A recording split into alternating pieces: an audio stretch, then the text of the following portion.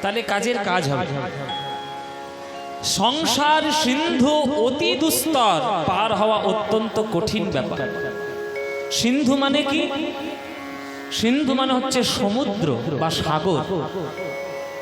সাগর আমাদের পৃথিবীতে 3 ভাগ জল আর 1 ভাগ মাত্র স্থল। আর এই 1 ভাগ স্থলে আমাদের বর্তমান জনসংখ্যা কত? প্রায় 600-650 কোটি মানুষ থাকে। শুধু ভারতবর্ষেই তো 140 কোটি। 1 নম্বরে হয়ে গেছি আমরা। ভারতবর্ষ অন্য কিছুতে নাম করতে পারুক বা না পারুক, জনসংখ্যায় কিন্তু নাম করেছে। 1 নম্বরে হয়ে গেছে ভারতবর্ষ, 140 কোটির দেশ। তা টোটাল পৃথিবীতে বাস করে 650 কোটির মতো মানুষ।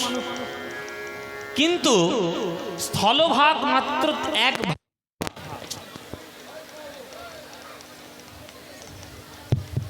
স্থলভাগ মাত্র 1 ভাগ, আর 3 ভাগ জল।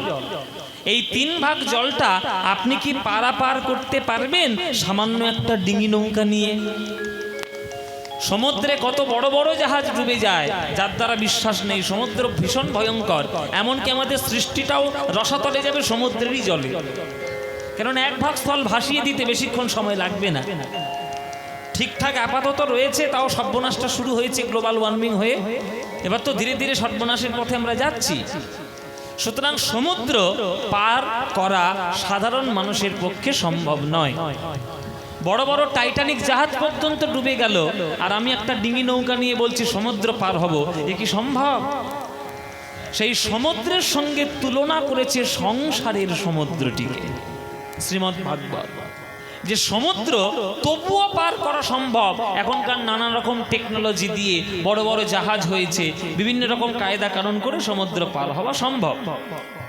কিন্তু সংসার সমুদ্র পার হওয়া এত সোজা নয় বাবা। সংসার সমুদ্র পার হওয়া এত সোজা নয়। কেননা সংসার সমুদ্র পার হতে গেলে বড় বড় জাহাজ ডুবে গেছে, আমরা তো সামান্য নৌকা, আমরা তো সামান্য মশা, সামান্য। সংসার সমুদ্রে যুধিষ্ঠিরের মতো মহামানব পার করতে পারলেন না, অর্জুনের মতো মহামানব পার করতে পারলেন না, বিশ্বামিত্রের মতো মহামুনি তিনিও পার করতে পারলেন না, বশিষ্ঠের মতো মহাঋষি তিনিও পার করতে পারলেন না। আর আমরা তো সামান্য ভাত পান্তা খাওয়া মানুষ, আমরা কি করে পার করব বাবা সংসার সাগর? তাই সংসার সমুদ্র মানে সংসার সিন্ধুম অতি দুস্তরম, পার হওয়ার উপায় খুব কম। মূর্তি তীর্ষণন্য প্লব, উত্তীর্ণ করার মতো কোনো প্লব বা নৌকা নেই। কিন্তু আইনও যেমন থাকে, আইনের ফাঁকও তেমনি থাকে। তাহলে কোন নৌকা ছাড়া অন্য কোনো উপায় নেই।